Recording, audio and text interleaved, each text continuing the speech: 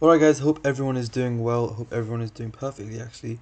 I want to start showing you guys how to use the Reddit Automate tool. The Reddit Automate tool is an awesome tool you can use to essentially get free upvotes, okay? I'm charging $100 per month. There is a 7-day free trial of this tool and I'm basically going to charge $100 per month afterwards, and I'm only going to give this tool to like 100 people, 100 licenses, because it's such an effective tool, such a powerful tool that I'm really limiting the number of licenses that I'm giving away. So I want to actually show you how to actually use the tool, and I want to start off with saying a few things. Now, one of the things I want to say is that in order to use this tool effectively, you need emails, okay? And the reason you need emails is because if you want to have Reddit accounts ready, I suggest using emails. Or what you can do is you can, you can get Reddit accounts from accounts market like this. You can get some Reddit accounts from this website. I suggest aged accounts. However, aged accounts can come at a cost. So 22 pieces, firstly, they're in very low amounts. There's only 22 pieces that are 1 month old, 2 months old, and there's only 22 pieces, and it costs almost $2 to get one piece. So if you wanted this would cost like $40. Now I've made a tool that allows you to essentially kind of automate that process. Um, with this tool, you can do a bunch of things. So I want to start with the actual account, the account creator. I'm going to create some notes here just to kind of make things a bit easier for you guys so you can understand things much better. So I'll start with firstly the actual tool itself. So I want to start with this. Firstly, in order to use the tool, let's start here. The tool allows you to create accounts automatically, okay, as an account creator option. Now, with that being said, oopsie, let's not go on here. With that being said, let's start with the initial process of actually running the bot. So, in order to run this bot, you have to double click on it. Now, the first time you run it, it might not run because it's actually installing the packages. So, if it doesn't run the first time, you have to click on it again. However, most likely it will run the first time. Now it's running, and you'll get prompted with two questions. Do you want to run it now, or do you want to schedule it? Scheduling is very useful if you want to completely automate everything in a VPS. You can automate the account creation, automate the votes, automate the karma farming, everything in a VPS, and you don't have to touch it ever again. And you can also run it now. And when you click run now, you'll be prompted with a bunch of options, and this is why it's kind of important for me to start kind of explaining everything to you guys. So I'll start with the this is basically a database with all of your accounts, and you can essentially group your accounts into different sets, so you can kind of choose which accounts you want to run. So I'll kind of get into the database of things soon, but for now you just need to worry about the options. So let's start with the account creation. So when you choose the account creation options, you can actually start start some stuff from there. This is only for the upvotes automation and for the karma farming. You don't have to worry about this for the account creation. So this option here, you can click yes or no. It doesn't really matter. It won't affect your account creation. The options, the settings that do matter are threads, account creator, captchas, fingerprints, proxies. Those are the most important things for the account creation option. All right. So let's start with threads, okay? This is essentially how many threads you want to run, how many browsers are going to open up, successful runs, how many successful runs, so how many uh, successful runs do you want, so basically how many accounts do you want to create, kind of, but I have another option for that as well here. This is more for the fact that if there are 10 successful runs, the thread will stop, so that also means that you would want 10 accounts to be created altogether. The fail runs is basically if there's a lot of fails, there's too many fails, you can choose to stop the bot automatic all at one, all there, and you can choose the number of fails you want the bot to stop at. The account creator is the main options you want to look at. So this doesn't really matter. This is just a database. You can choose the user info. You can actually import what kind of users you want, so usernames you want in the user info tab here. You can import by pressing convert, import CSV, and then you can choose a text file with all the usernames, line by line, and it will add all the usernames. Okay. Emails. that's another database. So if you go on the emails database right here, it will have all your emails. I believe I actually have my emails here. So I have all your emails, your email pass, server. These are the main options: email pass, and server. Those are the main options you have to worry about. Don't worry about all this other stuff. These are the first three options are important, and I'll get into that sooner or later, very soon. So the account details are essentially the successful accounts you've created. So essentially it's right here, success. These are all your successful accounts I've created. It's 360 so far. All of them work pretty much because I've really mastered this tool very well. So it's taken me a long time to make it. Use plus. This is quite cool. So with this, you can choose the integers. You can choose essentially when you create a Reddit account. You can reuse the emails. You can reuse the emails because Reddit allows you to use integer emails. What that means is gemaxa12 is your original email.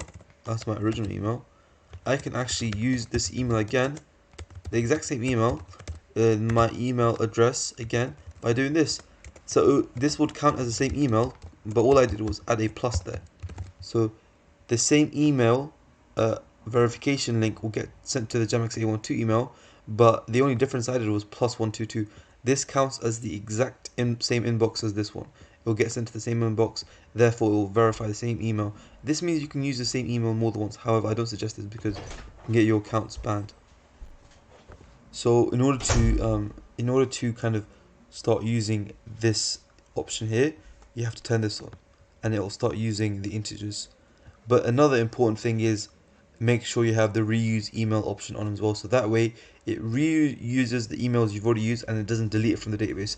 So the way this tool works is once it's used an email, it will delete the email. However, if you keep this on, it will not delete that email, right? And this is the integers you can use. This will be the integers of the plus. So essentially this plus x, this x will basically be the random integers between these values. So the maximum value, minimum value, it'll be a random number between these two values. The username generate query, so essentially it will generate random usernames based on this query here. So for example, I used some random queries such as Lord Mina underscore. That was on my queries, and it generated a bunch of different usernames and it added it to the database. So you can generate whatever username you want for that, or you can actually import it here and then it'll start using those ones first. Check email beforehand. Basically, this is very important. Emails you use must have SMTP. They must have SMTP enabled. In order to check if your email has SMTP enabled, you can check online how to enable SMTP for Gmail, for Outlook. I suggest use Outlook because Outlook has Outlook emails have SMTP enabled. This is really cool. So Outlook emails have SMTP enabled, right? They already have SMTPs enabled, so I suggest using Outlook because usually, those ones have SMTP enabled, so I suggest using that. Now, the next thing that I want to talk about is actually using the emails, verifying your accounts. Now, if you don't want your accounts to get banned, make sure that you verify the emails, because if you don't verify the emails, it's really hard to start using the Reddit accounts and start upvoting stuff. It wouldn't work, so you need to verify the emails. Now, in order to verify emails, you have to actually use, as I said, SMTP enabled emails. This bot only works with SMTP enabled emails. And you have to import the emails into the bot. How do we import emails? Let's get into that right now. So actually we'll get into this section here, so file input. You can use this. So you can use this file input option right here. So you go on file input, you click yes, and what it'll do, it'll input the files into the bot, the emails into the bot from a file. So you choose where all your emails are. My emails are in this one here, for example. They have to be in this thing here, in this format here.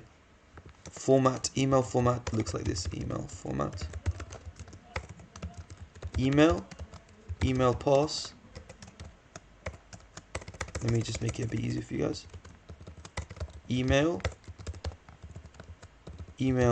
underscore pass, and then IMAP server address.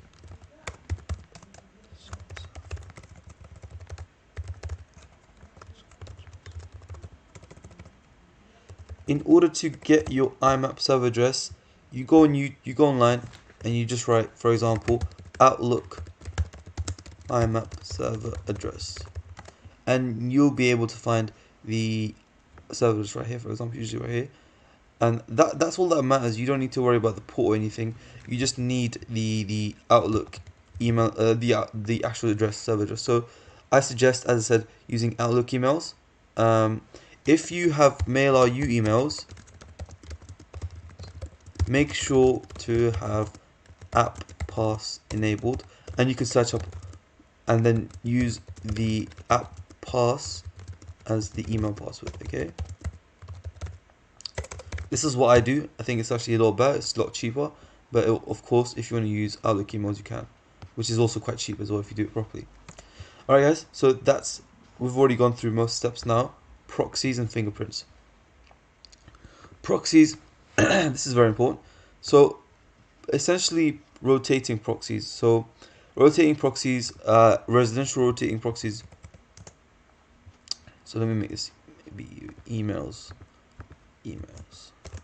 I will send this document over, guys, by the way. I think this is emails. SMTP emails here. So guys, in order for you to start actually using the proxies, I suggest you have this format ready. This format is essentially the format you need to have to run the proxy. So it has to be in the format proxy port, proxy user, proxy pass. So I suggest using rotating proxies in the beginning because it's a lot easier to get away with accounts not getting banned. And I suggest using US based or UK based or Europe based, US, UK or Europe, EU based proxies. The Western proxies reduce ban rate significantly.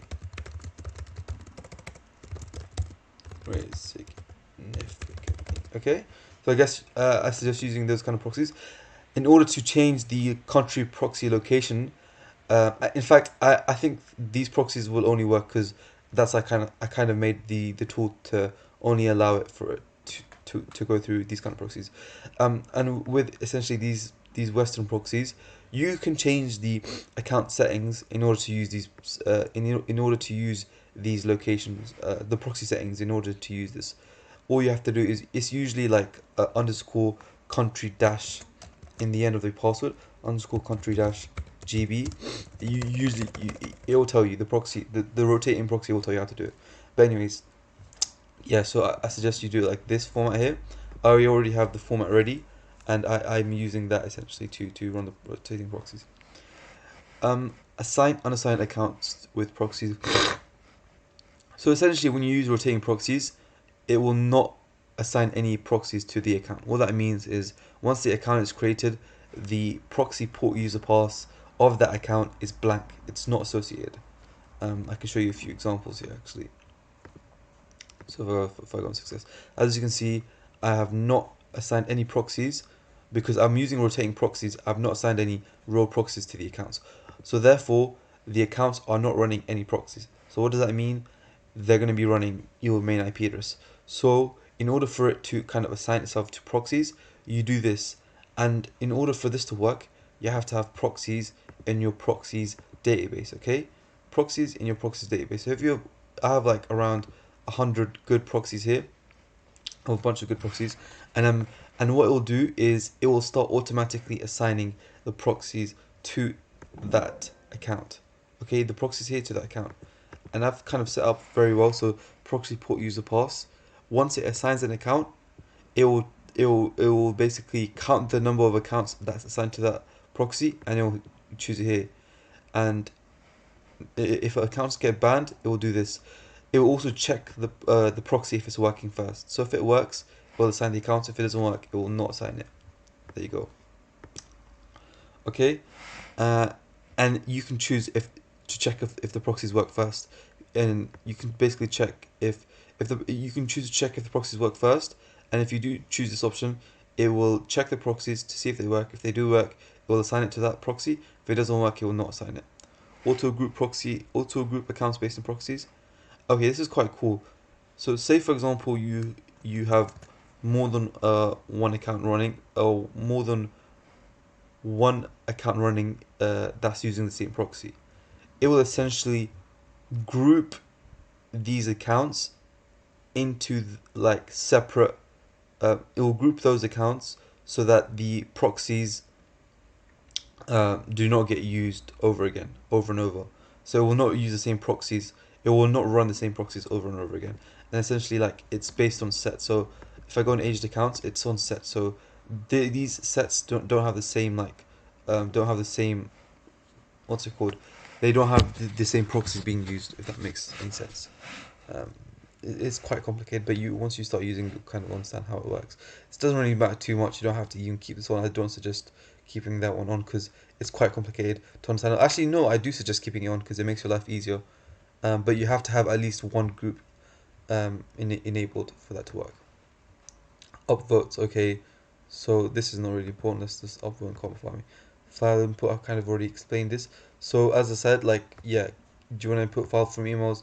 You choose this option and then you choose a file where you files are. Now captchas, it's very important. Okay, captchas, anti-captcha, and then there's captcha.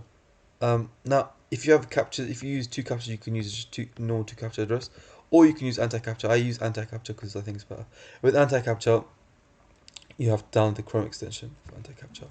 So you the instructions are there, but what's important is the anti-captcha file location. Once you've installed the anti-captcha for Chrome extension, you will get the extension folder. Okay, you put it in an extension folder like this. You can find the extension folder very easily. You just search up. Make sure that the extension folder looks like this. For example, it has to look like this. Okay, I can actually just send you this if you want. I can send you this extension folder if it makes your life easier. I can send you this extension folder and you can use it. Okay. But just make sure that you follow the instructions when downloading the extension folder. Okay, and essentially you go here 060, make sure there's a manifest.json, and then you copy this address here. Okay, and you put it here, and you need to put your anti-captcha key here as well. You get that when you actually put credits into your anti-captcha.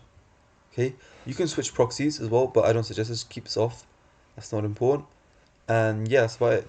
There's one more setting here, I think, which is the fingerprints. Okay, you can use fingerprints. I suggest turn this off. Turn this off for now because it's quite complicated. But for now, you can use fingerprints. Yeah, you can. But yeah, as I said, just turn that off for now. And canvas, switch this off too. Yes, keep this on. I suggest don't keep this on. I don't suggest reusing the same emails. But if you want to, you can. So keep this off. Keep this off. Keep this on, and then use canvas. That's only for the fingerprints. This is about the fingerprints. Also keep this off. And yeah, you press OK. I'm gonna put on my anti-captcha key and I'll get ready. So yeah, as I said, once you guys have everything set and ready, you've chosen your threads, which I do usually minimum 4 threads. You've chosen the amount of accounts you've created. You want to create in total. So I usually do like 9 accounts in total in one go. You can press OK. You can start running the tool and you'll start seeing the action happen. You'll start seeing the accounts being created. So we'll test the proxies because I've actually enabled to test the proxies first. And then once it's tested all the proxies, it will say that it's tested all the proxies, and now it's going to start testing the emails. So you see, some of these emails will not work. It will not use the emails that don't work. And I mean, that's about it. Like, it's going to start creating the accounts. You're going to start seeing some cool stuff happen here and there. And yeah, I mean, if you have any more questions, let me know. I think that's about it. I mean, it's quite simple to use, no hard at all. I don't think that's so, at least. And yeah, I mean, it will start creating the accounts, assigning the accounts to the associated proxies, and it will, start running. So yeah, guys, I hope you guys enjoyed the video. You guys kind of learned a bit about this this tool, and hopefully you get something out of it.